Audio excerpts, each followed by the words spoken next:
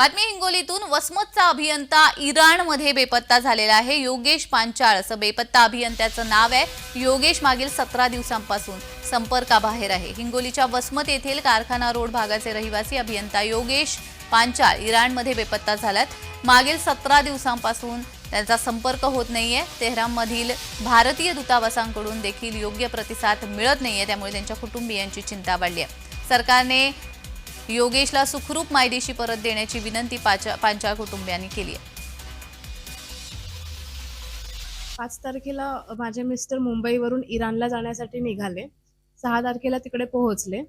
ते तिथे बहारिस्तान हेरिटेज हॉस्टेलमध्ये तेहरान येथे थांबले होते आणि 6 आणि 7 तारखेला आमचा पूर्ण संपर्क होता। 7 तारखेला दुपारी मला त्यांचा शेवटचा कॉल झाला आणि तेव्हा ते म्हणाले की मी थोड्या वेळात तुला बोलतो। त्याच्यानंतर आमचा कॉलच झाला नाही। तिथे काहीतरी बोलणं सुरू होतं आणि अचानकच त्यांनी कॉल कट केला। त्याच्यामुळे पुढे काय झालं याची काही कल्पना नाही मला। Ministry of external affairs, PAI department सगळीकडे पत्रव्यवहार आमचा झालेला आहे। तर मला शासनाला एवढंच सांगायचं आहे की लवकरात लवकर त्याचा शोध घेण्यात यावा